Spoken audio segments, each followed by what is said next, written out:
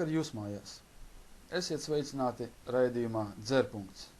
Mūsu šīs dienas tēmas – alkohola atkarīgie, alkohola ietekme uz cilvēkiem un ļaunprātīgi jaunieši, kuri dedzina maziem bērniem kājas.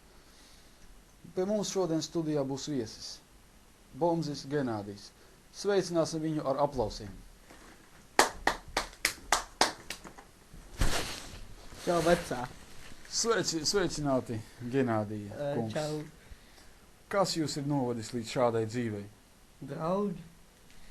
Kāpēc jums tik slikti draugi bija jaunībā? Nezinu, ar tādiem draugiem. Sāku dzerdu, ņem iedru, es zinu. Jā, īstenībā studijā nevar dzert. Jums uztaisīsim izņēmumu. Protams, bļa. Kāpēc jūs lietojat alkoholu? Vai jums ir problēmas dzīvē? Atkarība no alkohola, Pauli. Problēmas nav, darba nav, nekāda, pamazēnā. No kurienes jums šī skaistā vardīte? Bērnības rotlieta. Kas jums to uzdāvinājāt? Es jau nesaru, es biju pipele, ka man bija 3 gadi, es tensīju kaut kur atveida.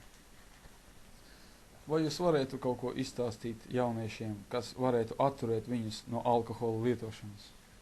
Vispār nedzeru, aizmirstiet par alkoholu. Nekļūstiet tā kā es.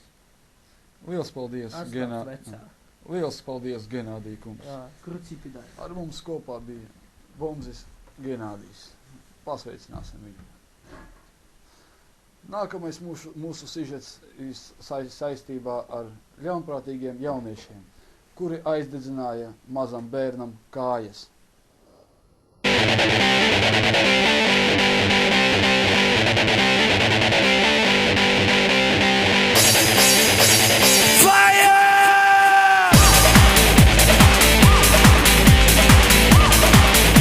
Ar jums kopā bija Jānis Apsītis.